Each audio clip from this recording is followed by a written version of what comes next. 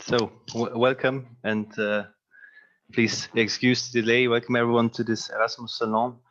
Let me start with expressing our gratitude to everyone here today, to our wonderful speakers and participants for taking the time.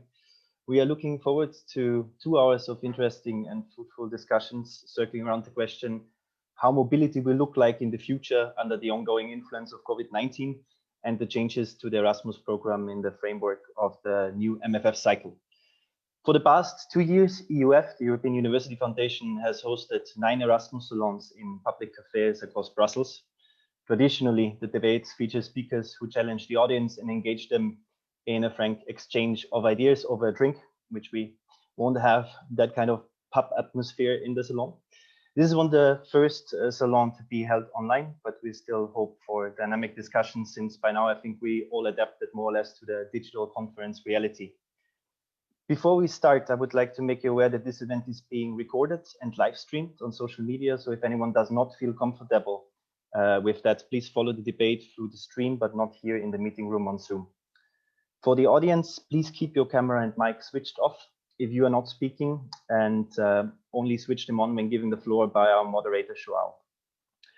In the Q&A part of the session, you can request the floor by using the raise your hand button in the chat box to your right. And if you want to tweet about this event, please use the hashtag Erasmus500.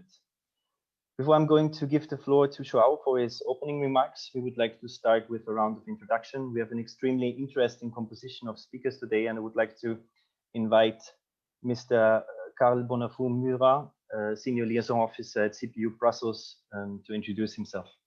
Karl, the floor is yours. Thank you, Sebastian. Hello, everyone. So, yes, I'm Karl Bonafou-Murat. I work with the French Rectors Conference in Brussels in an office of 4 people, and I'm particularly concerned with the evolution of the university context is through the creation of those European universities. And I used to be president of Sorbonne Nouvelle University in Paris, which is an arts and humanities university, so with a specific profile as regards mobility. Thanks for inviting me.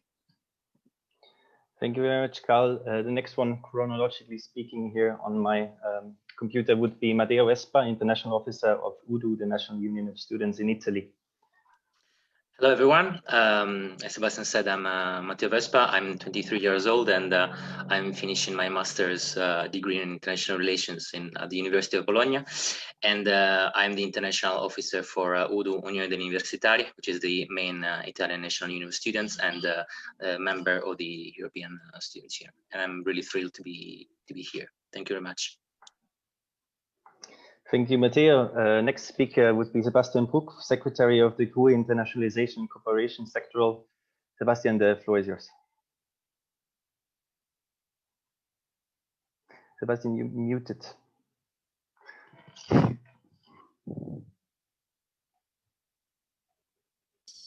Hello. Yes, it's my pleasure being here with you today. I'm Sebastian Bruck. I'm the Secretary Executive of the section of Internationalization and Cooperation of the Spanish University Association, CRUE. I'm a professor as well in management, and I'm as well the Vice President of Internationalization at the University of Jaén. So my related expertise in the last 10, 12 years have been related to internationalization and international mobility. So it's my pleasure being here with you, and I'll be happy to share my ideas and my thoughts with all you colleagues today. Thank you, Sebastian. I just saw that Marcus Ross-Semper joined us. Carlos, could you please make Mr. Ross-Semper a co-host so he can unmute himself and switch on the camera? Hi, hello. I can. Good afternoon to everyone. I can speak, but I cannot see me in the camera. They say that the host has not. Just now. Thank you.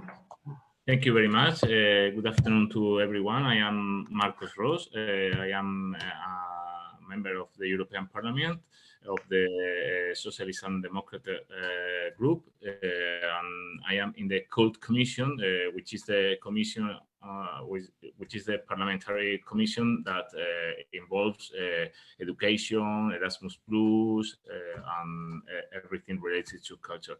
Many thanks to ESN, European University Foundation, and European Students Union to invite me to this webinar. I'm very pleased to stay with you this afternoon. Thank you very much for taking the time. Another speaker should join us on the go, Mr. MEP Vladimir Bilčík, but I think for now I would give the floor to João for his open remarks to start the discussion. Thank you very much, Sebastian. I'm going to ask you a small favor before you no longer join us, which is if the other speaker do join us in the meantime, please feel free to stop me because I might not be able to spot it from the thank you. So a warm thanks and a warm welcome both to our speakers as well as to the participants in the salon.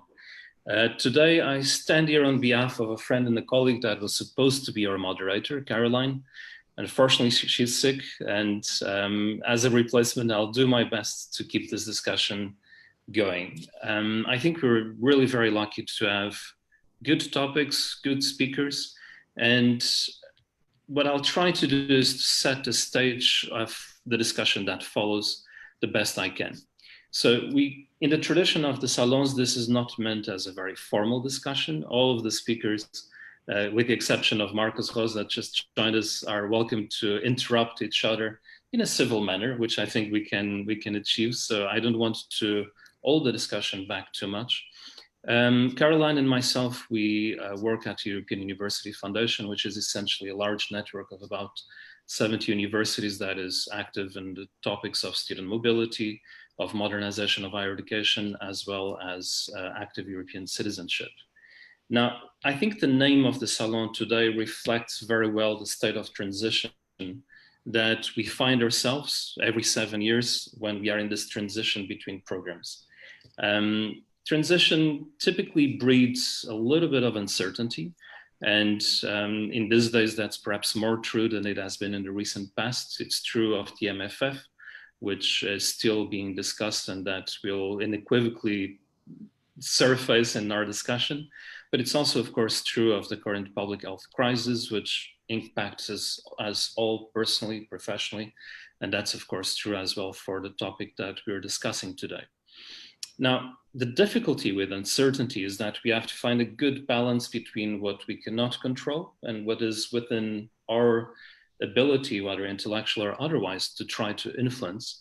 And there are topics that we think we can shine a light on and that we can work with in spite of this transition phase that we're encountering. And one of such issues is the question of inclusiveness, which particularly over the last 2-3 years has been on the forefront of the policy agenda as per the Parliament, as well as the Commission plans for the next program.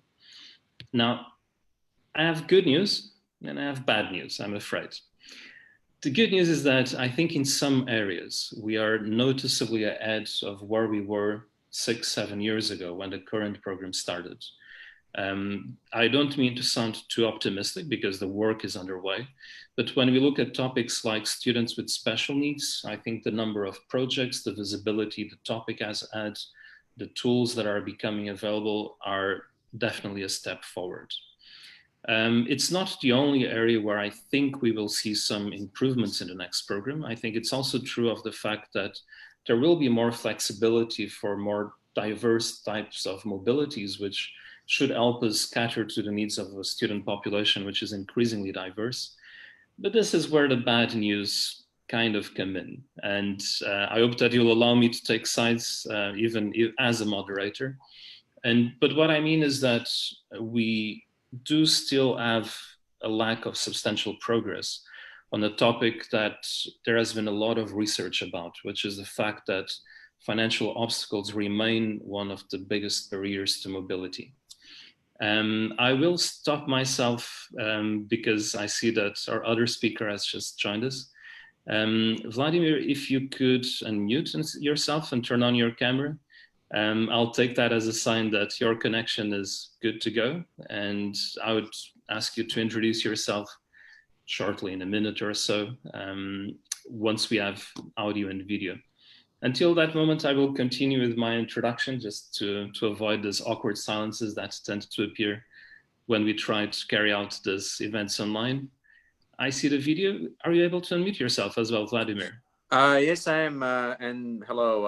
I apologize for joining a bit late to everyone. I've been trying to struggle with technology, which is, a challenge these days in this COVID-19 situation. I seem to have the old connection, and then I found some of the newer emails to get connecting to Zoom. So apologies for joining only now. I'm very happy to join this discussion. As somebody who is now in politics, I'm a member of the European Parliament for the EPP group. I come from Slovakia, but I spent just about 20 years in academia and think tank world before I joined politics. And I had many students who took part in Erasmus, and I myself was a part of the Leonardo program back in the 1990s before we had Erasmus. Perhaps members of the older generation might remember.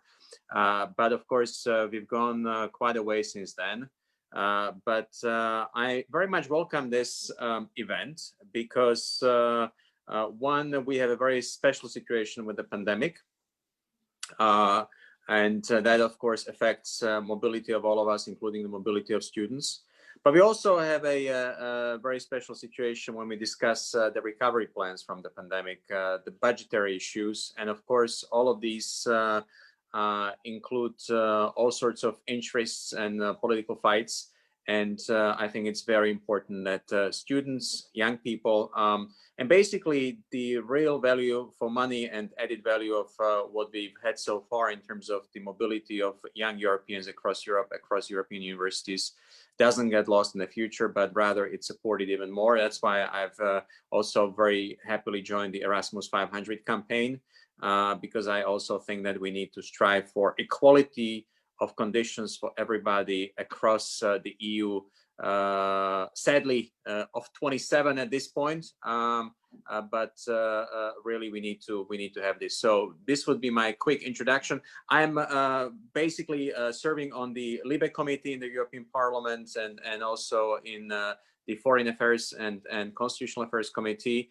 And by background, I'm somebody who's been dealing with foreign policy, external relations. I'm very actively engaged in the Western Balkans. I'm the standing rapporteur of the EP for Serbia, the chair of the delegation of Montenegro. So I also want to make sure that the mobility is open to the kids and students from the accession countries. That's also very important into the future. And in addition, I've been dealing a lot with justice issues, media freedom, and security questions. So this is basically my background, but of course I come at this angle as somebody who's been involved in academia, and I still am involved in supervising the theses of students. So really see the added value of this endeavor, and students cannot be left behind and cannot be the victims of the pandemic and the COVID-19 situation. So it's important that you have it, and I welcome this. Thank you so much. Really happy to have you with us. And I think it's brilliant that we have a diverse group of colleagues to throw ideas at each other and to try to make this work. I think this is an issue that cuts across political fault lines more often than not, or at least it should, I believe. And so I think it's good that we, bring our ideas together to make sense of how to move forward. And since you mentioned the Erasmus 500, which, by the way, I thank you, not only you, but all of the colleagues in attendance for having supported and joined.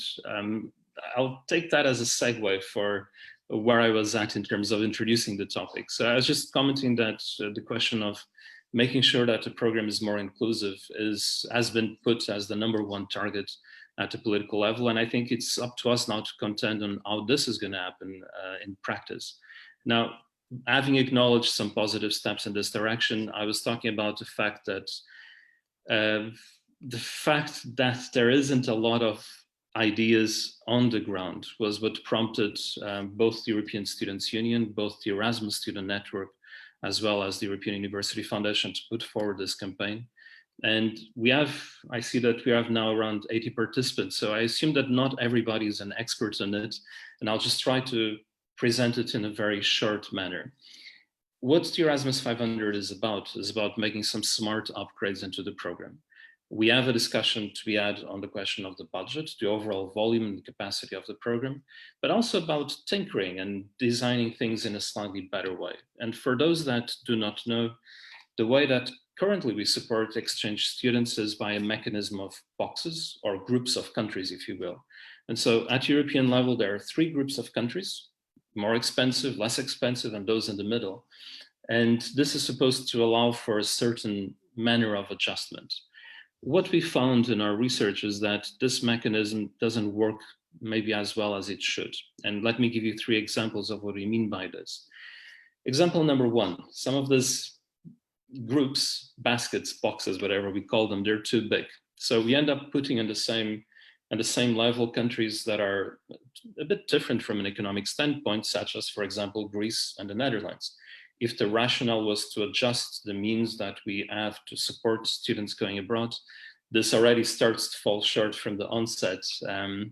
But it gets a bit worse. For example, we also have an issue with countries that are so big that they are not an homogeneous economic entity. And today we have colleagues here from France, Spain, and Italy. And please correct me if I say something wrong, but when we looked into the fine detail, what we find is that a student that goes, for example, to Tours or Poitiers or to Paris, the living cost difference might vary by as much as 70 or 80%. And this is very statistically significant. We don't have the tools to accommodate this. When we look into Spain, for example, when we take student accommodation, which is typically the biggest expense students have, particularly when they're abroad, because they cannot avoid, they don't have the option of living with their families anymore. Accommodation costs in cities like Madrid and Barcelona can be roughly double of what are in cities like Vigo or Murcia. So we, again, don't have tools to make this work the way it was originally intended. And then we have even some paradoxical issues, as it's normal when we try to make things work across so many countries, which is, if I take 2 countries that are in the same group, Germany and Portugal, we have little paradoxes of students that go from Germany to Portugal, they get a higher grant than students that go from Portugal to Germany. And so again, we need to make this work, as you've said, for our students. And so what we are at is a point of a certain cacophony. There are lots of levels, sometimes European rules, sometimes national rules. This raises questions of transparency, of intelligibility, but also a question I will come back to a little bit later in the course of the debate, which is, this is very difficult for students to understand. If you're a student, if you're meeting with other students when you're abroad, and then you found out that everybody has a different grant, and if there's not a clear logic to it, this doesn't necessarily instill a sense that, this is a European program, when it is very much the quintessential European program. So we raised the idea that we need to simplify things somewhat, and that we need to consider the notion of a European baseline grant, something that all students can have, and on top of which top-ups can eventually apply, as they already do for questions like placements, special needs, social economic backgrounds. And currently we have an average grant that is above 330 euros per month. As per a few years ago, 2017, 2018, we've worked on the finance side of the equation to try to find out whether this could be stretched. And we found out that since there will be shorter mobilities from 2021 onwards, this question of having more flexible pathways, this will lead to an increase of the average grant, because they are in absolute terms less expensive than students that spend 1 or 2 semesters abroad. So this can raise to above 400 euros. And what we've been pleading for is to try to push the baseline to the region of the 500 euros, so that we have a strong mechanism that I will then discuss with you about pros and cons. What I wanted to say to wrap up in terms of introduction is that this debate has generated a lot of positive feedback in the academic community. I think we have more than 100 student organizations, universities, European universities, networks of universities, and other educational stakeholders that said, yes, we need to do something better. And so this is actually our first opportunity to extend this debate live to members of the European Parliament. And that's why we thought it was interesting to have a good mix of colleagues coming from academia, from from Brussels and Strasbourg in this case, as well as student representatives. And so this is not going to be quite the type of salon that we used to have in Brussels, as Sebastian mentioned in his introduction, but we will try to keep it informal. I do challenge you to challenge each other, and I hope that in the course of the next 60 or so minutes, we can have an enjoyable discussion. And since the many colleagues in attendance didn't came here to hear me, but rather to hear you, it is my pleasure to try to get the discussion going. Now, I wanted to maybe start with a question to Marcos. Marcos Ros, since you, as you mentioned, you are involved in the CULT committee. I've talked a lot about inclusivity. My question is actually very simple. In your experience and from your perspective, what does it mean in practice to make the program more inclusive now that CULT is going through the amendments to the legal basis of the program and dealing with these questions?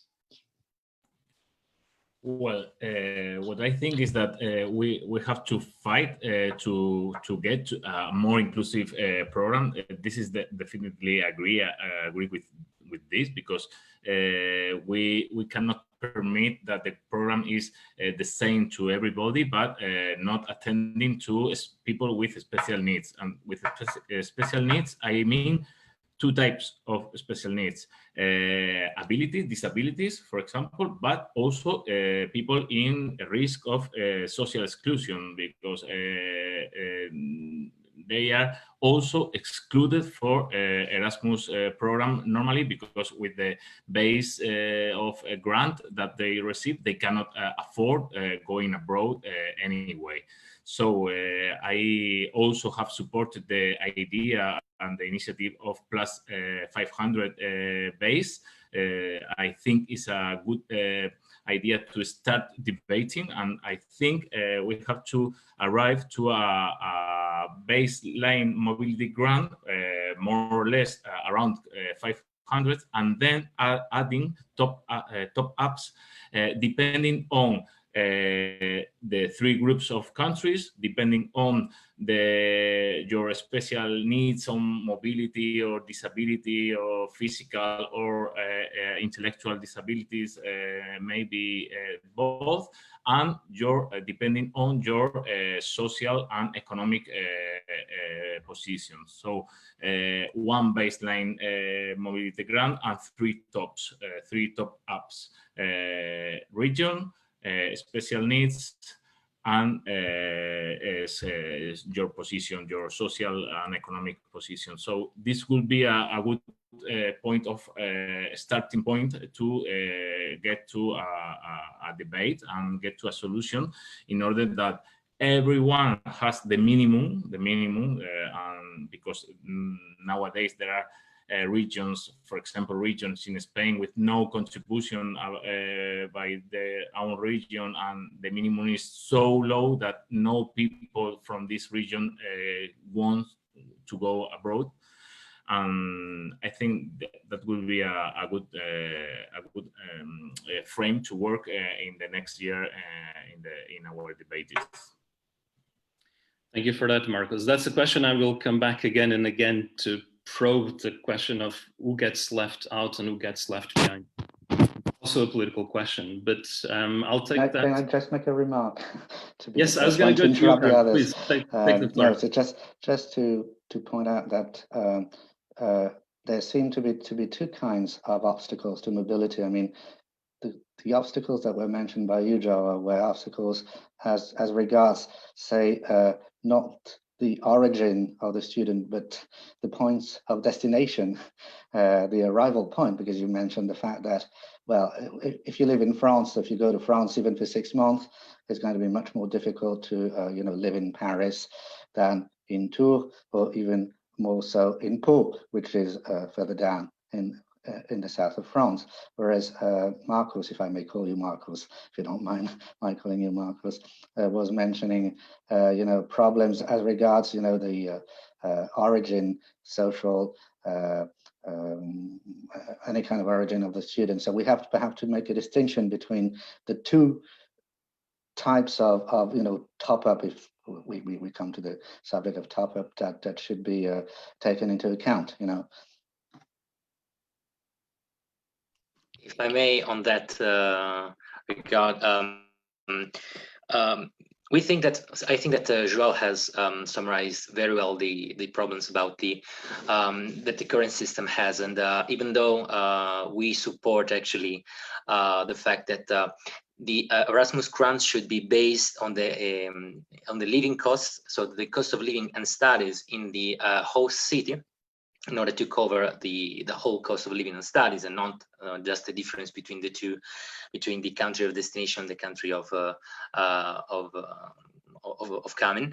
At the same time, we realized that this can be a project for a long-term project, because it is needed to have many data on that. So that's why we think that the best way to move forward and to actually increase the possibility for economically disadvantaged students that right now are the left outs of the Erasmus programs is to support the Erasmus 500 campaign. There are two things that I would like to say here. The first one is that the Erasmus program is the flagship. We can say that it is one of the flagship projects of Europe, together with the single market, together with the Euro, together with Schengen. But the problem is that there is a first problem, that is that the Erasmus, of course, is only about university students, and in many countries, students that are enrolled in higher education are just a minority part of the total youth population and the population in general. So that means that it's already a selected few, and in this selected few, only those that actually can afford or come from countries with a high standard of living can actually afford to do that. So I think that it is right that we need to tackle the geographical issue and the socioeconomic issue. The problem is, and we also try to come up with something, but it is really difficult as of now. How can we tackle the social issue, like the socioeconomic disadvantage vulnerable group at the European level?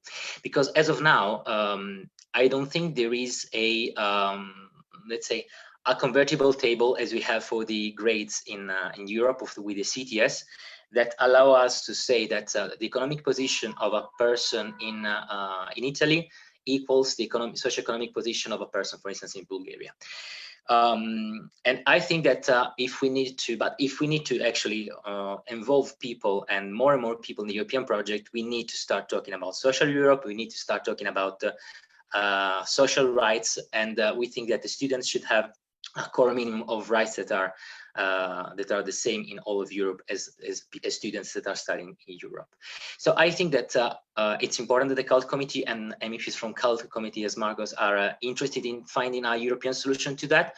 One suggestion can be, for instance, that as the European Union, the European Commission doesn't have now the possibility to tackle the European level, the socio-economic situation, that the top-up, that there can be, for instance, a regulation or, I don't know, a directive of something within the Erasmus project that, let's say, binds the member states to make sure that they have national top-ups, and that those national top-ups are targeted at, let's say, lifting up the possibility for socioeconomic disadvantaged people in that country to take part. Because, for instance, that's what Italy does. So the let's say regional differences are taken up by the European top-ups, but the national top-ups right now in Italy is based on that. And if not all the countries are doing that, we have a problem in Europe, a problem of inequality, as João was saying.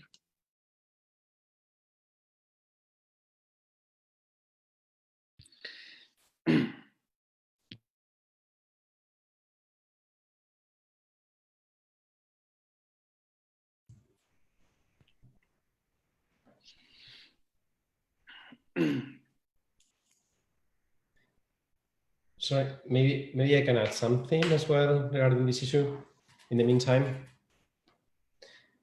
Please go ahead, yes. Okay, yes. Well, I think maybe the main issue here is inclusion and inclusiveness. So I think an initiative like Erasmus 500 would be important enough for the future of the Erasmus program and for the future of the Erasmus framework. Because I think we have here three effects. So I'm talking about inclusion firstly. Secondly, I'm talking about transparency, and thirdly, I'm talking about clarity in the program. Why having 500 euros as a minimum, I think it's a good idea for the future of the Erasmus program is, I think because we have these three effects at the same time. So we are working towards inclusion because, well, one might think that all the students who want to have international mobility at the moment, they can. But that's not really true, because we have several students and several group of students who are leaving behind that and who are left behind, and therefore they cannot afford to participate because of social reasons and because of particularly these economic reasons. They cannot participate in these European exchange programs. I'm talking especially of students coming from disadvantaged backgrounds, economic disadvantaged backgrounds, but as well about students who cannot obtain an additional support for the mobility from their families. That's also a second group of students as well. And thirdly, students with disabilities or with family commitments or burdens. That's another group of students that are very important, and they have to take care of them. And fourthly, we have another group of students as well in Europe that they are migrants or second generation migrants who cannot afford extra expenses. So we have now many students because of the efforts made by European universities who are coming to Europe because they want to study the whole degree in European universities, and they want to have a mobility period, for example, in another country which has a higher life standard as well. So they are left behind as well. So we have to work on behalf of them, and I think having a common homogeneous initiative like this Erasmus 500 initiative is a good thing. But on top of that, there are other two questions, other two issues that is transparency and clarity.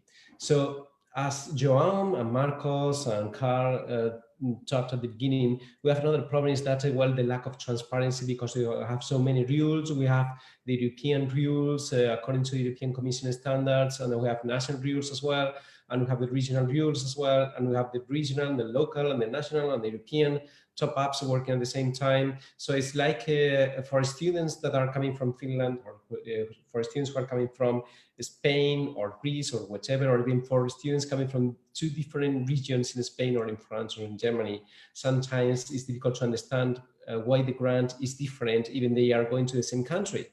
So if we work with a common framework, common baseline, like Erasmus framework, everyone in Europe can think, well, this is the Erasmus grant, and this is the real baseline Erasmus grant coming from the European Union.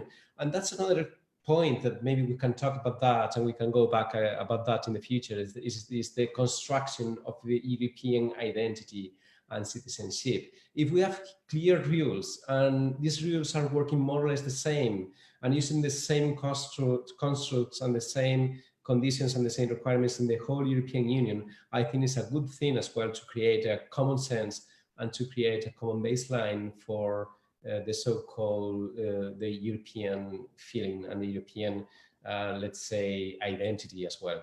So I think by working in a very simple initiative like this, I think sometimes introducing simplicity in complex problems is a good idea to make sense, and it's a good idea to reinforce these means to create and to reinforce and to enable a better European identity and a closer European identity as well among our youngsters. Thank you. Thank you very much, Sebastian. My apologies to my colleagues. I had a very strange attack of cough, but I think I got over it. But I came back right on time because I've already heard lots of important things. I think the most difficult balancing act that we have ahead of us is understand what is possible and feasible in the short term, but not lose sight of that this problem is not going to go away overnight. We will have to continue working on it. And I think we have a pretty good idea of what are the limitations of the best case scenario as well. So this brings us directly to a very practical question, which is, and I say we as European Parliament, European Commission, European institutions, we spent a long time saying the next program is going to be about inclusiveness. My question to you, and I would maybe start with Vladimir, because I think your background also puts you in an interesting position to contend with this, is do we have a risk that from here until 2021, when the new program will come into effect with whatever rules. That's what we're discussing here, but that it will be tempting to check that box, move on, assume that the challenge has been vanquished, and the window of opportunity to actually affect the way the program tackles issues of inclusiveness will be shut down for a number of years after that. And how do we prevent that, if possible at all? Well, I think it's in some respects there is not a simple or a single answer to this, but I think I'd say maybe a couple of things. One is you know, the current situation in which we are, and that's the COVID-19 situation, I think raises all sorts of questions, very basic questions for anybody participating in exchange programs about inclusiveness. So I think paradoxically, you know, this extraordinary situation in which we are, and you know, I'm being very realistic here, we are likely to stay in this situation for quite some time. And when I say quite some time, I mean at least 1 or 2 academic years. It might even take longer. Let's be very frank about this. So, you know, this already puts us into the next budgetary period. So I think one way to address the issue of inclusiveness is the level of creativity and adjustment we can all have. And when I say all, I mean policymakers, but also the practitioners, universities, governments across the EU, and of course educators, as well as the students in this COVID-19 situation.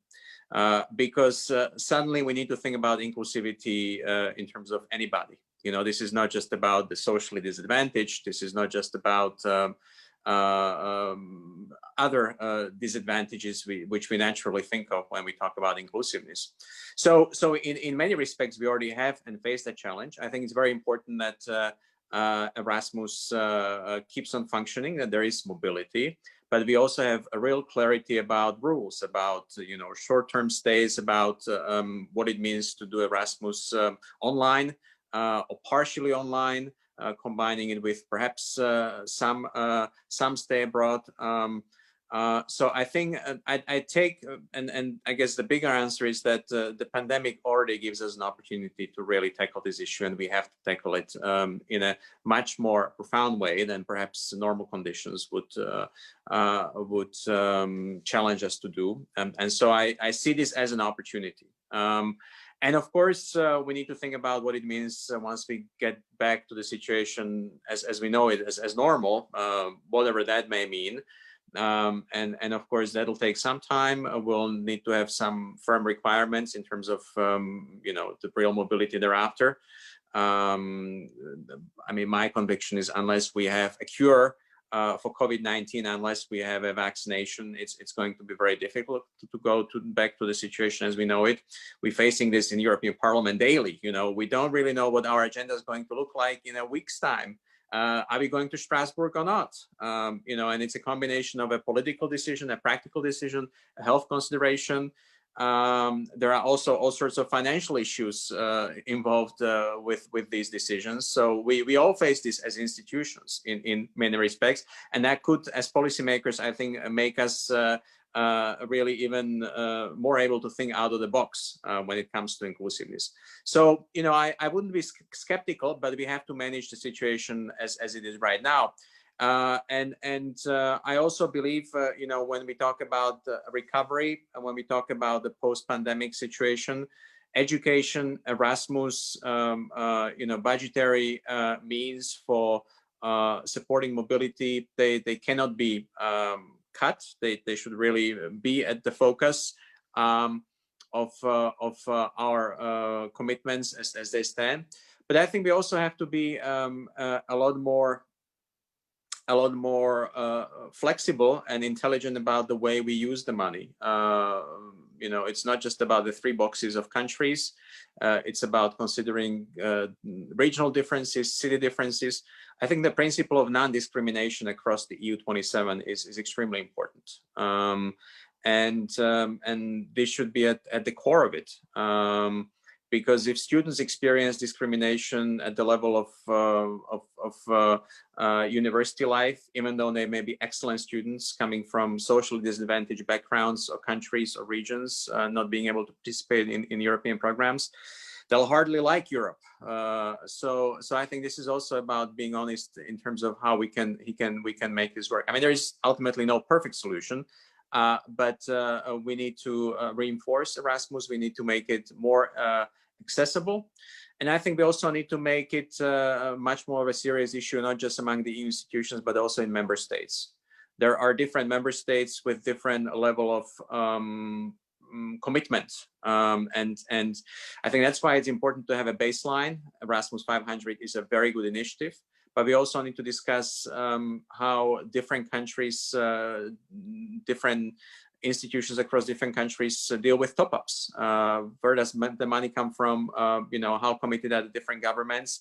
And in that sense, I think that there needs to be a lot more coordination, at the very least, at the level of the European Union. So this would be maybe my answer to the issue coming out of the current context in which we are at the moment, which is extremely unpredictable.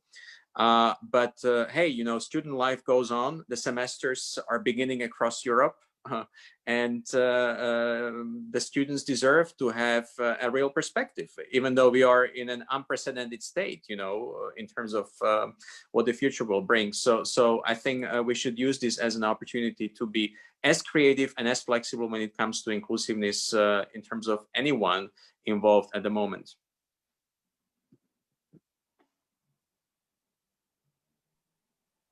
In that respect, can I just say that there's one category of disadvantaged students which seems to me not to have been mentioned, but perhaps I'm wrong. It's those students who work and who work in order to pay for their studies. I remember, I think that in your presentation of the Erasmus 500 project, you specifically targeted this category of student, but already working in order to pay for your studies, that is 25% of students, at least in France, do have to work in order to study on a regular basis. That is more than 16 hours a month. And I think that this category of students should be taken into account, because especially with the impact of the COVID crisis and the fact that it has engendered fewer resources, if not a complete loss of resources for many students who had a project of going abroad next year, well, will have renounced, I'm afraid, and therefore, I mean, this is something perhaps which generally speaking, it is an aspect which should be taken into account, because working and going abroad do not necessarily match. And if there's a project for a student who has been working, how can you help him or her? And I'm also thinking that perhaps working female students should be taken into account. Sorry to combine all the aspects, but I think that's a very clear aspect of the crisis. Female students were hit harder and faster. We know that those working, and then therefore perhaps a specific action in favor of this kind of people, this kind of students should be taken into account, at least. Carla, I wanted to thank you for shining a light on that issue, because it's a very big issue. Marcus, I'm going to give you the floor right away, and then I'll come back to the working students if possible. Thank you. Okay, it's just to comment one thing that Sebastian told before. He spoke about 4 groups of difficulties to get to an Erasmus grant, okay? And I would like to add one more that I think is very important, and we are working on the Cult Commission to eliminate. This is the idioms. Sometimes I've been teaching 12 years at my university, and sometimes I said I'm a student, why don't you go to Erasmus next year? Because I only can speak Spanish and I am afraid to stay abroad. So we are now facing with the European Commission has a project to get the European education area in 2025. I am very convinced that we have now the European higher education area because of the Erasmus. If we didn't have Erasmus previous year, 20 or 30 years, we have not got into a European higher education area. So we are trying to get the Commission compromise to get quicker the definition of the European education area, in which we obtain a complete education on idioms the same in the whole Europe. So in order to avoid the disequalities depending on where you live, on where your country, the way your country abords the teaching of idioms. And also a little more things, I think, as Vladimir has said, we are now in a situation that is going to long more than 1 or 2 academic years. And we need a new situation, new solutions, not only try to adapt the Erasmus as we have. And I think the European universities, they were not thought by this situation, but I think they are very good for this situation, because you can enter into a university and course a degree, and it's not the same trying to go 1 year to make Erasmus in other country, that if you change your university for 1 or 2 years, but you are obtaining the same degree because they are in common with 5 or 7 or 10 universities along Europe. I think if we can make them function adequately, we are going to obtain a lot of benefits by European universities. Matteo, if you'd like to comment. Yeah, I'm trying to be as short as possible to go back to working students. First of all, about the European education area, it's really interesting, like the issue, because the European education area, let's be frank, the European universities and the European education area have started because of the Macron speech at the Sorbonne, I think in 2017. So we can say that basically it was let's say the catchphrase has been taken, and the Commission have tried to put it into a project, but the project is still quite empty, because yeah, we have several key things, and one of these is the European universities, and I'm going to briefly on that.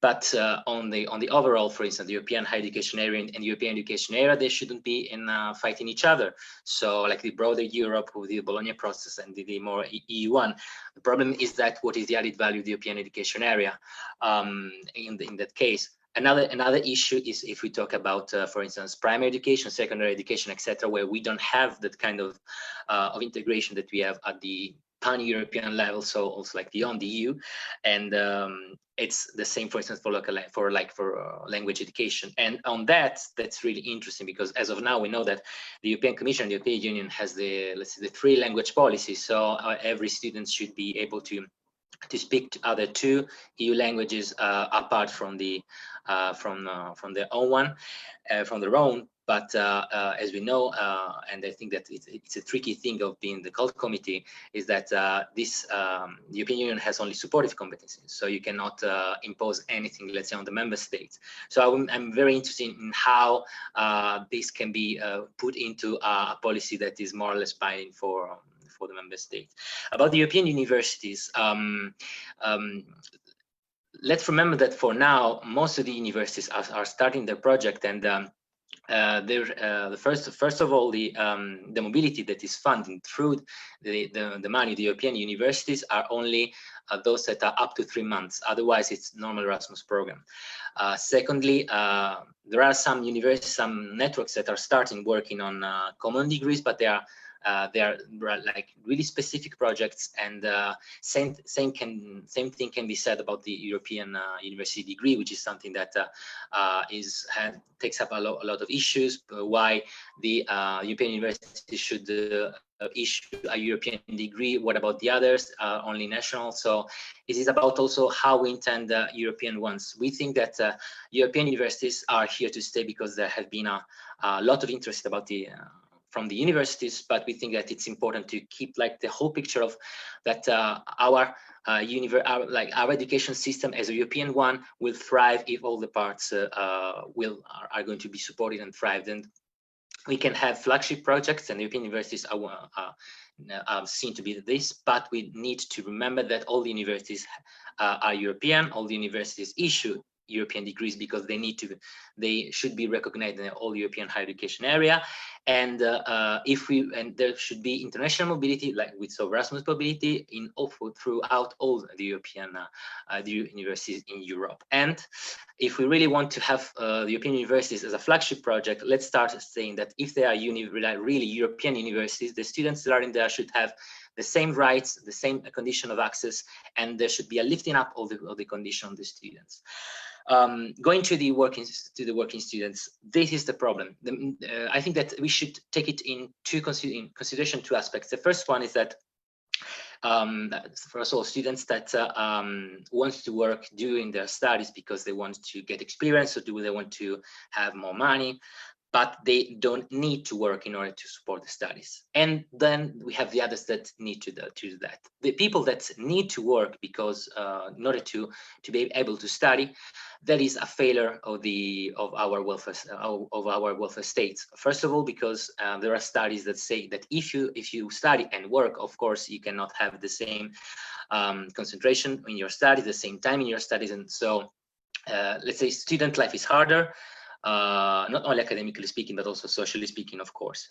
So I think that we need to tackle it from two sides. The first one is about on our national level, so that we need to, and this is the fight that we do every day as national union students in order to enhance our welfare state, so that every student can attend universities no matter their socioeconomic condition.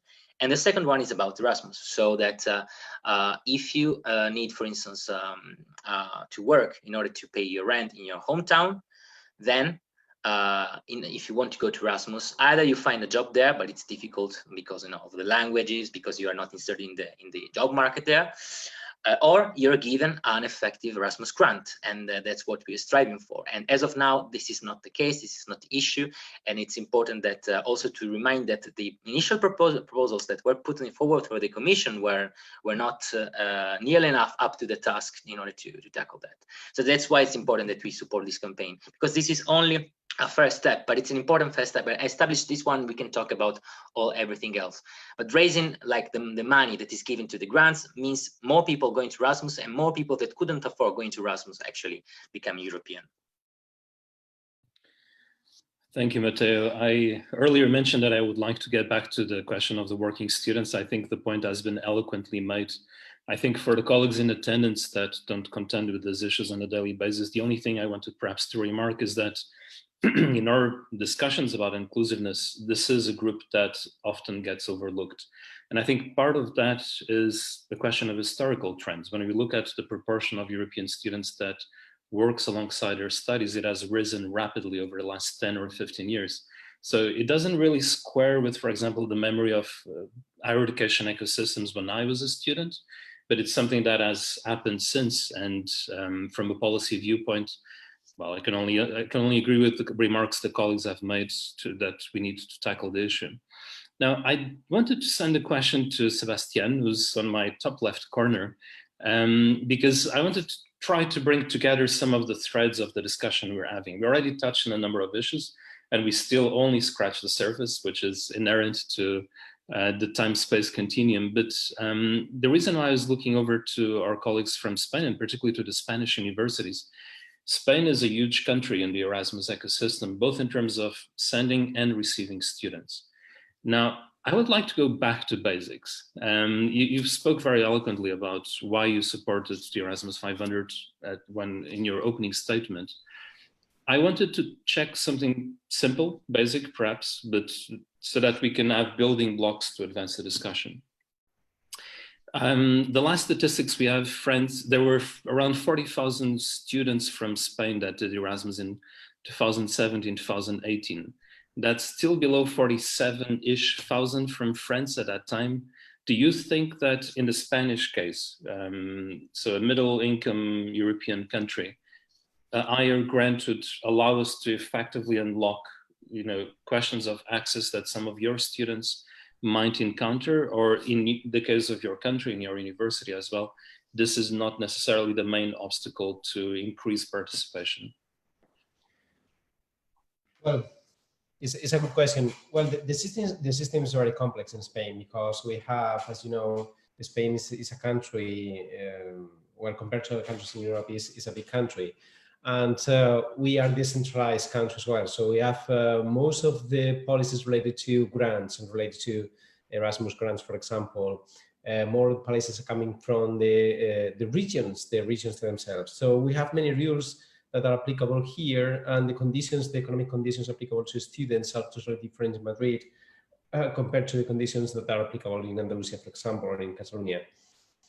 So sometimes it's a bit difficult to understand for students. It's a bit difficult to understand as well for even for universities as well, because we have several, sometimes 1, 2, 3, 4, even 5 funding sources for Erasmus grants in this case.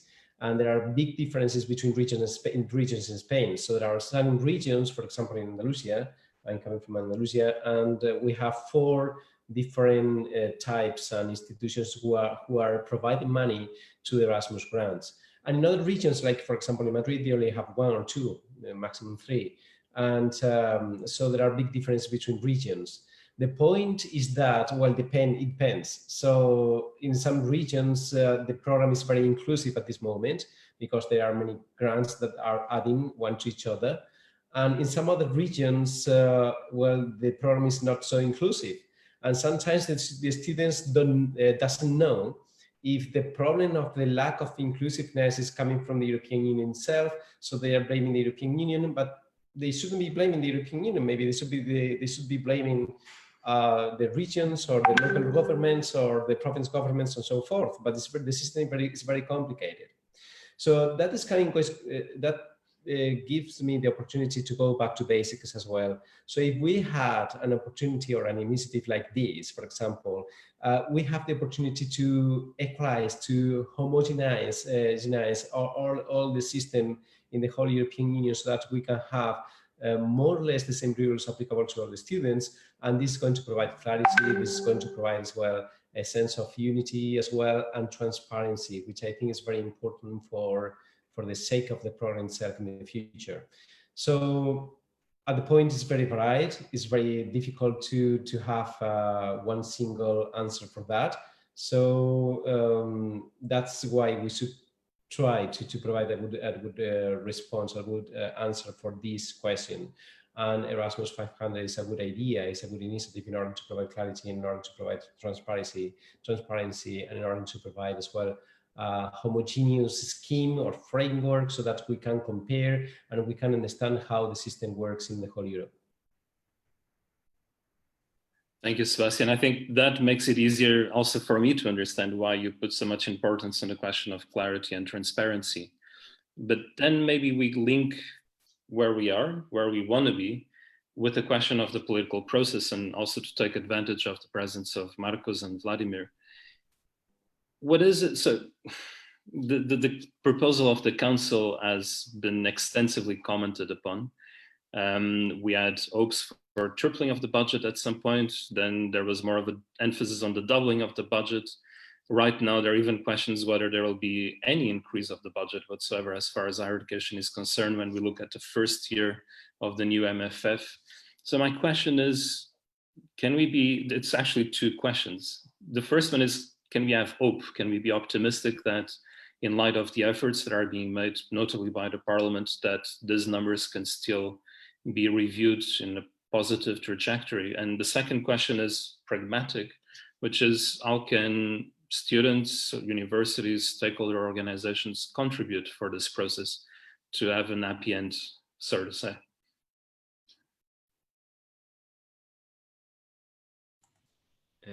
I start if you want. Now we can be. I don't know if we can be really optimistic because we expected. We have a really great expectation to double or even triple, make the triple of the assignation to the Erasmus Plus program in the new MFF. The real thing is that the proposal of the council is not the double, it's just 1.5 that we have now. So it's more than we have now. This is a reality, but we expected to have much more. Why? Because we wanted to consolidate this flagship project of the European Union. Everyone knows that Erasmus Plus is the real flagship that makes citizens get conscious of that we are in the same project, political project, European project. So we wanted more. We are trying to work in the different committees, budgetary committees, cult committee, and in every political group. More, I think we have signed in cult a letter. We are sending a letter to the Commission and to the Council, and also in the next plenary of October, we are making questions to the Commission and to the Council about if they are going to increase these funds, because we are trying to do the much as we can. What do the rest of the organization can do? I think the rest of the organization, that what they have to do is to make opinion, public opinion of that we cannot accept the nowadays proposal of the council, because it's much more than we have now, but it's not enough as we expected to have. And I think if we try all together, political parties are very, I think more than 4 or 5 groups, big groups in the parliament, we are going to agree with trying to increase this amount. But we have to negotiate with the council. It's not only the parliament decision. It's not only the commission proposal. Is finally is a co-decision between the council and the parliament, and it could be it's going to be very difficult. But difficult things can get to a reality if we all work and all try to work publicly and try to make enough pressure to political leaders and member states. Thank you, Marcos. I see Vladimir asking for the floor. Can I just ask one question, a very brief one, which is perhaps too technical, but do you, as a member of the CULT committee, do you work with the ITRA committee on this issue of a budget? Because universities work on 2 legs, if not 3 or 4, and of course there have been talks, and there have been severe comments on the cuts in the other budget, if I may put it that way, that is a research and innovation budget. And have you thought of trying to combine and join efforts in order to deal with things from a holistic perspective? Universities are made up of several fields of action, and if you work together, would it give results, or on the contrary, is it better to work for a better Erasmus Plus budget by itself? Sorry for interrupting. Yes, no problem. We are organized into political groups, and in our, for example, in my political group, we are all together in contact, people in ITRE with people in CULT, and we are very concerned about the universities. Not only education and Erasmus, is also invest, and we are and research, okay, and we are trying to work all together. Obviously, I am university teacher. My colleague is on ITRE. They are also university teachers. So I think we all have an holistic view of that the problems of the university along the budget along the different parts of the budget. I think, Vladimir, you earlier talked about creativity and lateral thinking. I think this might be a challenge that we need to call upon those qualities. The floor is yours. Thank you very much, and I'm really enjoying this discussion, and it's a very good combination of hands-on issues, but also big political questions which we need to resolve. Now, we've had a very busy summer politically, and actually it's been a whole very busy year online, this COVID-19 situation. Because it is a crucial year for not just budget for Erasmus, it's a crucial year for whether we have a European budget period for the next 7 years, and whether we have a real meaningful recovery plan, basically doubling the existing European resources. I mean, this is, you know, the whole COVID-19 situation has been very difficult, but it's also led to a small revolution when it comes to European policymaking. I mean, we are really making a serious leap financially and politically and institutionally, and also in terms of competencies on a number of issues. If the package, which has been proposed to deal with the recovery, plus the MMF, the multi-annual financial MFF, the multi-annual financial framework, is approved. But we all made it very clear in the European Parliament, and this is where we have a broad consensus in the major political groups. As soon as we had the successful European Council summit on the basic framework, that we need a better deal. We need a more European deal. We cannot really leave behind the programs which are crucial to European identity, to European political fabric, and that includes also the support for mobility, for students, for cooperation of universities, research. So we are in a political fight at the moment. I think we raised the stakes in the European Parliament, not just in terms of the resolution which we adopted in July, saying we need a much better deal. And we need improved the funds. But we raised the stakes just recently, calling on the member states to get serious about the basic European values, tying an agreement to the future budget on a big agreement around a rule of law mechanism. And I think this is also important. I think, quite frankly, a lively democratic European university space, including mobility and exchange, will only work if we have a basic understanding of some fundamental values across Europe. They cannot be challenged all the time, and that includes also some basic rights, freedoms, and responsibilities when it comes to students and university lives. So I think the fight will go on in the next couple of months. The German EU Council presidency has a huge task to complete this and get a deal among the member states. And in the European Parliament, we are ready to protect a higher commitment to meaningful European expenditures, and so I think there is a very strong commitment to this. So we'll go down to the wire, and I do hope in the end we do have a deal, because here we cannot fail the citizens and basically the general expectations. I mean, Europe has to succeed, because perhaps unlike in other crises in the past, in this one, we will only get through on our own. And if we fail ourselves, you know, we fail everybody individually. So this is a bigger political answer I'm trying to give you. It's not just about Erasmus and the student mobility. So I hope in the end there is a larger package of money, but that'll also require in turn that there is a much greater clarity about rules which make sure that the student mobility is more fair in the future, and of course more accessible.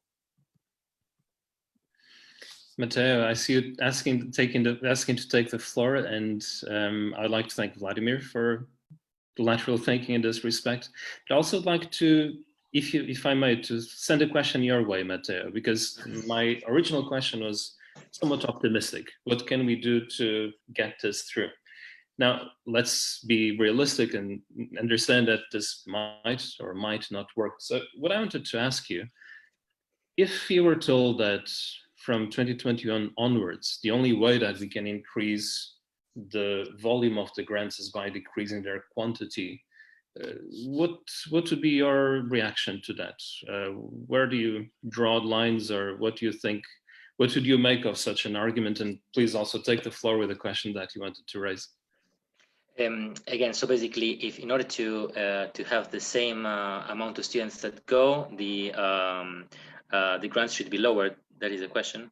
Exactly. Whether this is a zero-sum game in a sense, whether the only way we have to beef up the grants and to make them more resilient, more robust, is to having the same number of resources to give them to fewer students. How do we negotiate this tension? Well, it's something that I start with a question. It's something that I experienced actually as a member of my local union when I was the president, because we have an issue in Italy of student grants that they are not enough, and in some regions also, because it's a regional matter, people that actually should be given the grant by law are not given out because there are not enough funds. In our case, our baseline was that it is first of all needed to increase the number. This just like a perspective when I was the local union, but it's needed to increase the number of people that gain access to the grants, and then to raise the expectation. And then to raise the grants, because first of all, if we give more money to less people, we are not sure that those people that are given are actually the ones that would have benefited from an increase. And secondly, I would, from a syndicalist position, I wouldn't take that as a negotiating position. I mean, in the end, the agreements are done whether we like them or not. And I think that as a students' union, but in general, the role of the social groups and the social representatives, which are not the one that votes on things, is to draw the red lines that are good for the people that we represent. In this case, it's from the students, and not accept compromises that go against them. So we don't have the problem of voting on things. We have the issue of representing the needs of our students, and giving more money to less people is not a negotiation solution for us. Going back to what I wanted to say is, in this case, as a political sciences student, I'm doing as part of my master's thesis actually on the representation and coordination role of the European parties. I think that most interesting thing is that this year with the COVID-19 and have been an eventful year for Europe, and probably it can be also seen as one of the milestones of the European integration, because agreeing, for instance, in basically Eurobonds would seem impossible in just like less than half a year ago, means that there is a political commitment on the project. And has been said, also I think by Charles Michel, in order to take this historic leap, we need to take compromises that actually water down the problem, water down what we have. But I think that here the problem lies way beneath, because there have been some political parties that, like European political parties, that have made their heads of government sign declarations saying that we need to step up with the multi-annual financial framework. We need to be solidary. But then we find that the same political parties, like those heads of state and governments that actually opposed, let's say, to have a more collective response, and they were the ones that actually prompted to the agreement that we have now. So to lower down all the things, the programs that we had in order to have a concrete recovery tool package. Below, for instance, from the same political groups, of some of the same political parties that right now in the parliament actually are fighting the battle to have more funds. And I think it's here the problem, because, for instance, in the resolution that was passed in the parliament was actually really good, I think, and I think that it's a reasonable solution, as normally the parliament does. But the problem that now, but I think that the parliament now, maybe for the first time, is in shaky waters, because we've seen lots of, for the people that actually follow the European Council through the media, there's been a lot of drama. Also, like pleading speeches about the also the president of the European Council saying, we as heads of government basically cannot fail the citizens, as Europe is made only by the heads of state of government, which is not. So it seems basically the package is a closed one, and the political guidelines that the European Council gave are non-negotiable. Now we see also some governments that are saying that if there is anything about the rule of law, they're going to veto in their national parliament, and this is all because of how the multi-annual financial framework works, so that you need every member state to approve it. So I think that, and also an answer to the question, what can be realistically be done, maybe the political parties, meaning also like the central offices in Brussels, should start trying to do their job, which is coordinating the people that they have in these institutions, the Commission, the Parliament, and the European Council, and the Council of the European Union. I think that it works very well in the European Parliament, and it works more or less maybe for the European Council and the Council of the European Union. But in this thing that matters, it is now for the political parties to step up and say that they are political parties at all, because it's from an outsider point of view, it's quite hilarious. I would say hilarious in a maybe in a dramatic way to see the same political parties fight in one institution for one thing and rejected the other in the other one. So if we all start doing our job, maybe we can have an increase, like of a new stepping stone in the European Union, not only institutionally speaking, but politically speaking. Thank you all. I was reminded by some of our participants in the chat that this is the time where we're supposed to give them the floor to ask some questions. I've seen questions from Pavel, from Thomas, and there's also questions from a participant called Sadi. I don't know, is it possible, Sebastian, that they unmute themselves if they like to raise the questions live, or is it better if I read them out? No, I think it's fine to unmute. Carlos will need to make the participants co-hosts. So tell us who you want to start with, and Carlos will follow up accordingly to give them the permission to speak. Well, Pavel was the last one, so we can start there and then maybe proceed to Thomas and Sari. And if anyone else puts the hand up in the meantime. So for the colleagues in attendance, I think you have an option to raise your hand if you'd like to address the panelists, and feel encouraged to do so. Pavel should have permission now. Please, Pavel, the floor is yours.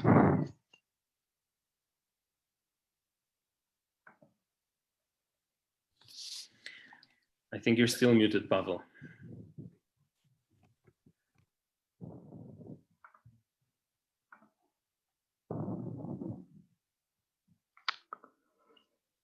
Okay, we have Pavel, whose microphone is not cooperating. I'll take the liberty of reading his question on his behalf. It's a general question to the panelists that we've touched upon slightly during the debate. But I'll have to ask the colleagues to keep their answers to a minute so that we can give the floor to as many participants as possible. So general question, what is their opinion about the European Universities Initiative? Should this initiative be promoted and given more resources in the new MFF and open for new consortiums? Is this initiative a way of responding to the challenges that are being posed in this debate?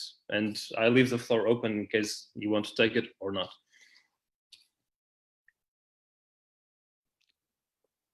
I'll take that one. Oh, Marcos, you wanted to speak, sorry. No, I think one of the good things about the European Universities Initiative is that they're going to help us deal with general questions from a narrow perspective.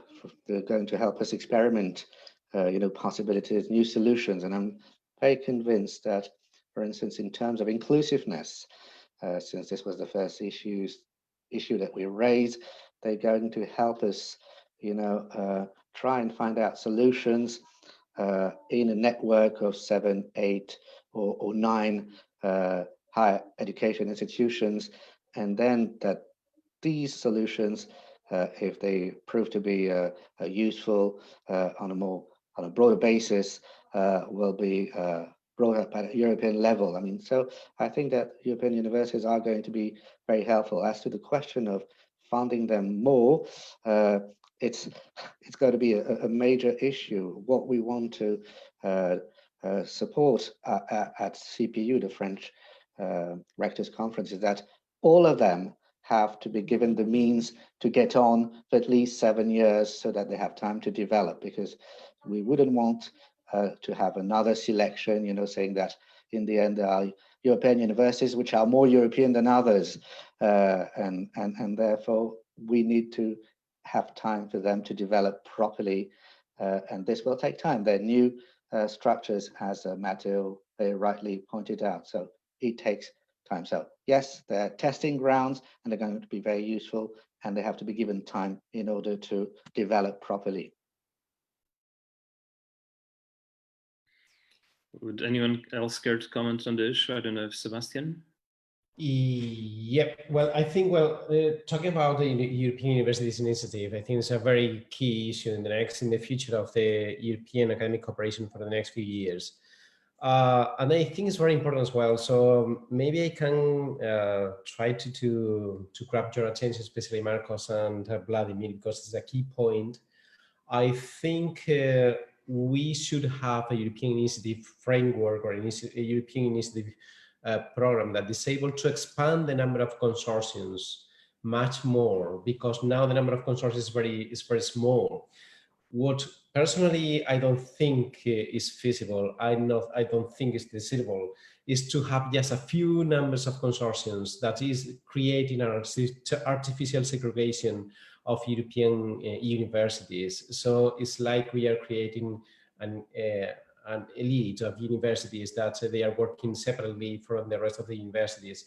And all of them, they are European universities. Most of them, they are public universities. Most of them, they are subject to the same legal, economic, and social requirements and restrictions and so forth. So I think, this year, for example, 70 or 64 consortiums in total were presented, were working for the call in the European Universities Initiative in the whole Europe, and just 24 consortia, if I'm not wrong, they were approved.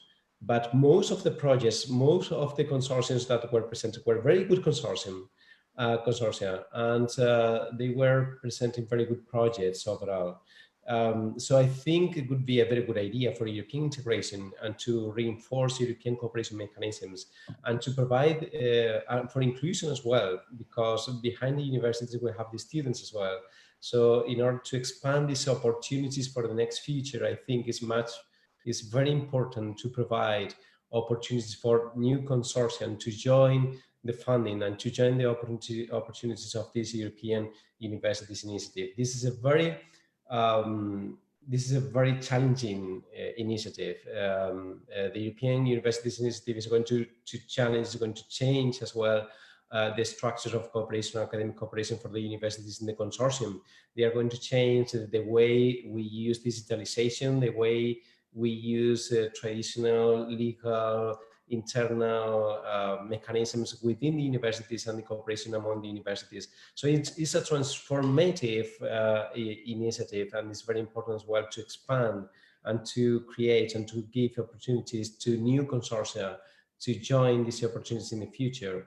So I think would be a real mistake, would be a very big mistake to have a number of European university consortia in the range of 30 alive consortia per year, or in total, I mean, in the whole Europe, because in such a way, we would have at least about 100, 110 universities in total working in university consortia.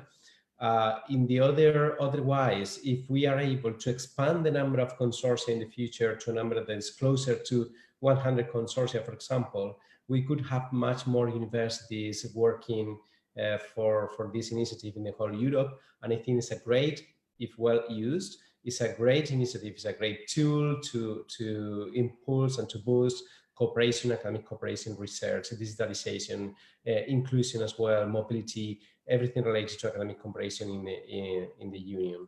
So it's very important. It's very important to boost, to back up this this initiative, and to provide new opportunities that we can have more universities joining this this project, this program.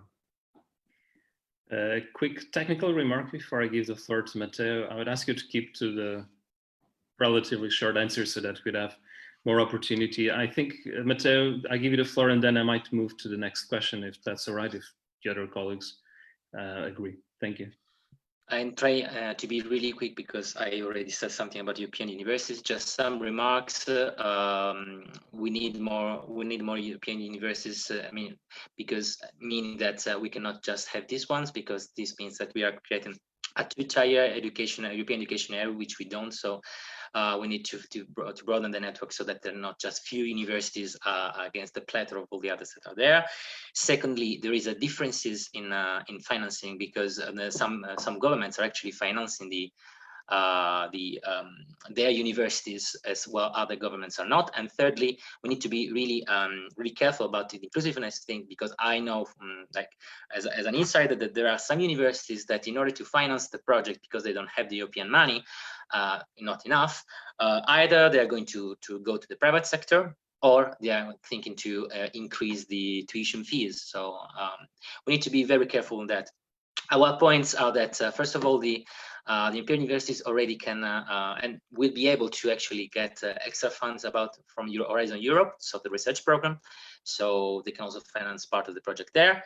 And secondly, we would like to have something really specific in the as a monitoring system that allows the Commission and the students to report either, first of all, if there is a democratic governance within the structure, so and the students are well represented in the governing structure, in the governing body, and that the students are actually chosen by the students themselves and not by, I don't know, the rectors or the academician, as it has already happened. So it's and secondly, again, if there are students from the same university in the future as the structural project, there should be a pathway towards having the same rights.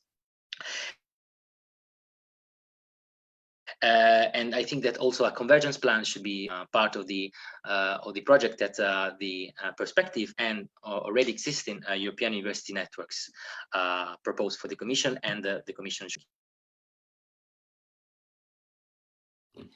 I think some of us lost Matteo's last few words, but I assure it was not the moderator that cut him off. I do acknowledge that it's a complicated topic to address in 1 minute, and that's why we've previously done a salon on the topic, but it's obviously something that is inescapable when we talk about the future. I think Thomas had a really interesting question that I would love to comment on, but for the time being, I would invite him to present it himself, if possible. Yes, let's see if I'm heard. This is Thomas speaking. Can you hear me, just to check the audio? Very well. Thank you. Perfect, perfect. Yes, just one sentence about my background. I'm an Erasmus Consortium coordinator in Fulda in Germany, just as a small background. So I'm very much involved in Erasmus traineeships mobility. But I would like to come back to the budget negotiation issue. And I just want to remind that before we had this sad COVID crisis, the Green Deal climate crisis was much more dominating the political agenda. And of course, COVID-19 and recovery is now dominating our discussions. I mean, the climate issue and the Green Deal is not going away and will come back and is still there. And I just wonder if it would make sense to have more arguments for a bigger portion of the MFF budget going to Erasmus, to connect Erasmus actually to this whole discussion of the Green Deal. And I don't speak about green travel or something, because this is more something I think which is for the transport committee and not so much for Erasmus. But I think the Green Deal, circular economy, all those issues require enormous extra competences, innovation skills on all levels. And if you look at the competences you can gain with Erasmus, creativity, flexibility, adaptability, innovation, etc., these is all the skills which is required if something like a Green Deal should happen in Europe. And so this is maybe addressing more of the member of parliament, but also all the others who would like to comment, if this is maybe a meaningful way to raise the level of budget, because I fully agree. I mean, Erasmus is the best known flagship project, and cutting costs there is so short-sighted. But yeah, just one more issue. I mean, a few years ago, we had these digital skills traineeships, which suddenly gave some extra resources to Erasmus. So that reminded me why maybe we, but it's of course traineeships, but still there's could be one component to have like Green Deal Erasmus traineeships, but as one aspect. But in general, to say, if we want to get those competences, we need Erasmus for it. And I don't know if this is triggering extra power in this Parliament Council discussion. Thank you very much, Thomas. I don't know if some of our colleagues would like to comment on this very interesting link. Please, Vladimir.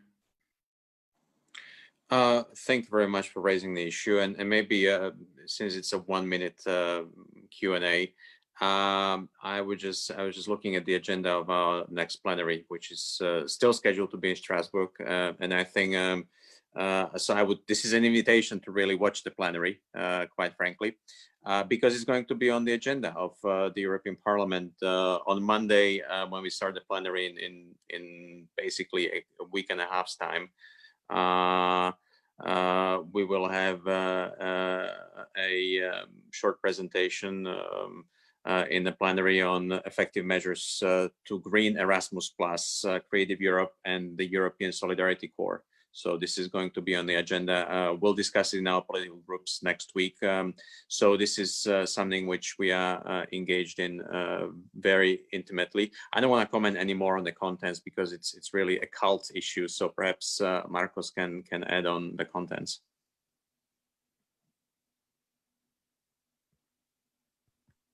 Thank you, Vladimir. Marcos, if you want to take the floor. Well, as Vladimir has said, I was going to take the floor to say the same.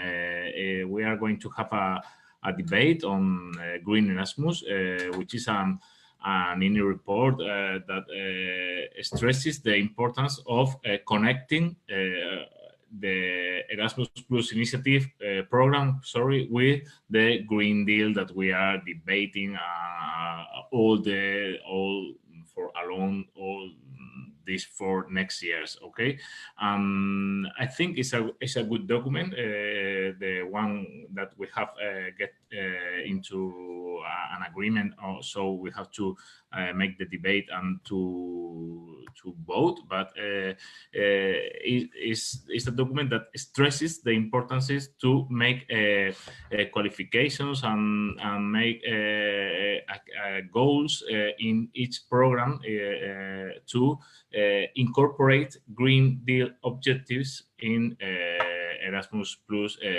in mobility. So if you want, I can pass after this salon. I can get you the document that is going to be debated. I think it's a very interesting document. We have me also have made some amendments, and I think that finally it's a good document. I hope it will be adopted and then get into movement. And it's like everything that we adopt in the Parliament is not immediately, but it will be a good point of starting to modify our objectives in Erasmus Plus program. Thank you very much, Marcos. Unsurprisingly, our colleagues from the European Parliament are excellent when it comes to timekeeping. Practice makes perfect. This means that if someone else would like to comment on it, I think we could afford one more answer. or else I would be keen to give the floor to Sadi, which was actually the first participant to ask a question. So I apologize for the unfairness of coming to her only now. Sarah, if you'd care to unmute yourself and share the points you've raised with us. Oh, whoa. Oh. Hi, I'm Sari from Kotka, South Asian Finland University of Applied Sciences. I've been working here for about 20 plus years, taking care of international students. Recently, mainly for our outgoing students from our campus, from different fields of study. But like I said there, like is the trend depending on which region you're from? It should not be like that. And then also the adult learners, combining studying and working. Myself, I'm studying at the moment hospitality management, and it's like, okay, I'm working. And I wanted to go abroad or do my training, but of course, because of the blah, blah, blah things happened, I was not able to. But anyway, like, is it really so? I don't know, like, should I contact Lee Anderson, who is like the Minister of Education, to clear out what the situation in Finland is? And I don't know. Sorry, I'll try to, let me see if I can make sense of the answers. Maybe you can work with me to try to flesh them out.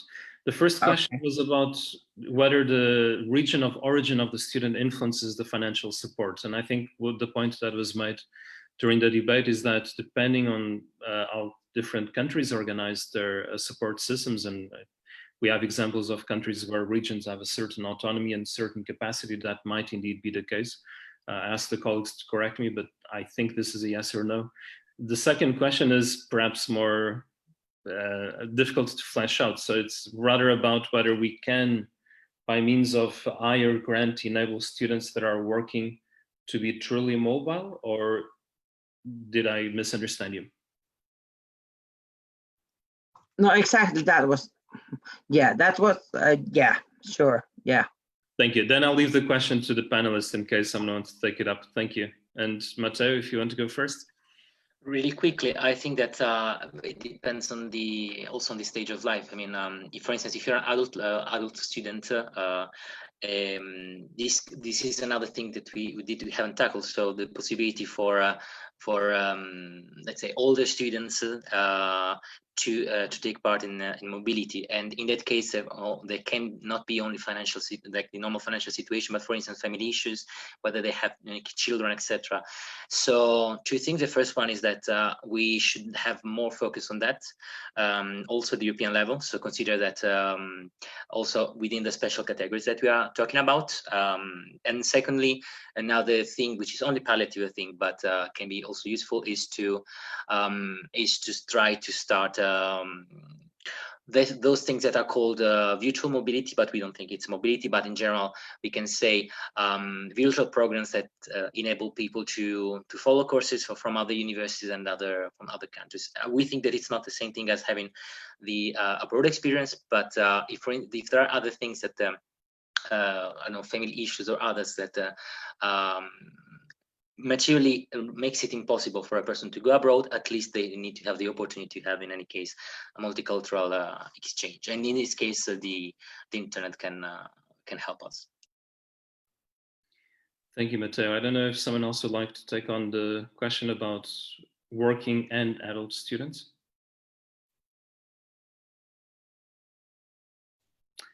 That not being the case, maybe I'll give the floor then to Nabil from the British Rectors Conference, who brought us back to the topic of European universities.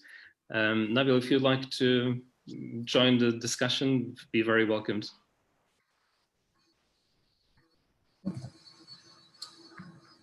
Thank you. It was really a continuation of the discussion earlier. I guess it'd be really interesting to hear how panelists see the European University Initiative, which is quite competitive.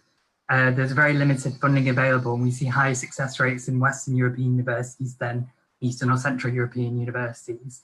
How does that fit into the Commission's vision of a more inclusive Erasmus program? Because even if we talk about extending the number of networks to hundreds or whatever, there's always going to be some universities, and it's often the smaller specialist universities that lose out, and therefore you create a culture of excluding certain learners or certain institutions. Thank you for the question. I don't know if someone would like to take it on. I'm not sure that we can answer on behalf of the Commission. I see both Matteo and Sebastian would like to join. Maybe I'll give the floor first to Sebastian and then to Matteo. Is that okay? Okay, so, well, yeah, I agree that we are at risk of having a very exclusive initiative instead of an inclusive initiative as well here. So at the moment, we only have, well, this is the pilot period. In the pilot period, we only have 41 consortium. 41 consortia taking 110 approximately universities in the whole Europe. This is a small proportion of universities in the whole Europe that actually they are taking part of the European Universities Initiative. So absolutely, I think we should explain and we should even claim to the European Union, European Commission that the European Universities Initiative is a very good tool. It's a very good initiative, but should be expanded to more institutions, should be expanded to more universities in order to be really inclusive. Because the projects, the consortia that were presented, they were really good, very competitive, and all of them deserve, and take into account that more consortiums that are going to be presented in the next future, all of them deserve an opportunity to demonstrate that they can create good consortia in Europe, and also it is a need as well to give rise and to open the opportunity to include in the consortium other universities coming not from the European Union, but other universities coming from other associated countries in the world. So it's a very good tool, but should be, in my opinion, should be much more inclusive. Thank you, Sebastian. Matteo? And to be more concrete on that, the problem there are several problems. The first one is that about geographical inclusivity, because there are two problems. The first one is that are we in a constituent period after which there will be no further calls to have more universities, European universities? That's the question. And initially it seemed to be so. Nowadays we don't know, and we think that this should not be the case, but we need to expand the network so that fewer and fewer universities in the long term will be left out. Second thing is about the geographical one. The reason why this is so biased is based on how the European Commission actually calculates the gender balance, sorry, the regional balance, because there is also points on that. And within the European Student Union, we have pointed it out from the very first call that the problem is how they are divided. Basically, they are divided in north, central, so like Western, Southern, and North and Eastern Europe, more or less. So basically the fact that you can have, you can pick 1 or 2 or 3 universities from each area, and then you are considered geographically balanced. The problem is that we have in practical an underrepresentation of Eastern European universities, and we know also that some consortia, some universities, European universities, decided only to take 1 or 2 Eastern European universities because they need to fulfill those criteria. So we think that the problem is on how the regional balance is calculated, and we think that it needs also to be clear that as associated partners, also higher education institutions from the outside the Erasmus Plus programs should be allowed to take part in that. We think that at least European higher education area, higher education institutions should be involved. But this was not clear. This is not clear, and we have had cases where established consortia with, for instance, universities in Switzerland and in European Union countries needed to be were left out of the new network because it was not clear that that Swiss university that was already in the previous informal network could take part in that. Can I say something? I think we should be wary of not criticizing a process which has been quite exciting. Okay, there are many more things to achieve, but it's been quite an achievement. an achievement on a scale almost similar to what happened with Erasmus 30 years ago. I mean, from the point of view of France, it has created so much enthusiasm, something we haven't seen in a long time. So, okay, things can be improved, but it's a very good initiative. Let's be careful as to how we speak about it. Now, one remark, there's another way of perhaps, making it more inclusive in geographical terms. And I think that's perhaps one of the aims of Commissioner Gabriel's, by including new universities in the selected alliances, not necessarily by creating new alliances, which is perfectly fine with us, but there might be one or two more universities, including in already existing, already established alliances, and perhaps with objectives as to achieving a more geographical balance. Thank you very much, Carl. Unfortunately, my duties as moderator extend to the responsibility of making sure that you can all have your dinner at the scheduled time. And in that spirit, I hope you'll forgive me for trying to make sense of what we've talked over the last hour and a half, which not exactly easy. I think the last questions went to demonstrate that questions like the European University Initiative is perhaps more divisive than, in terms of its practical implementation, and now we continue improving it, than the topic we started the debate with, which is that we have to do better when it comes to broadening participation. I think what strikes me here is that there was relatively little dissonance as to the importance of the matter. It also strikes me that if among us this seems such a relatively obvious and important priority, that there is some work to be done in terms of the political process to make sure that practical action and concrete improvements will indeed materialize, whether along the lines of Erasmus 500 or eventually other better ideas that might exist that need to be brought to the fore. But essentially making sure that we do not start the next program without changing the core of what is currently also a driver for the inability of many students to participate. Now, I think we've had a very rich panoramic overview of what are pressure points that we need to act on, ranging from the question of language learning, which is not directly connected to the financial issues of being able to afford a mobility abroad, but it's one of many deterrents. And so there have been colleagues that writing on the topic, they equated going abroad in Erasmus or even other mobility programs to an obstacle race. So we need to remove as many obstacles out of the way. And I think it's absolutely important to, whilst this discussion went forward through the prism of the socioeconomic biases that exist in terms of participation, it was not meant to suggest that was the only issue.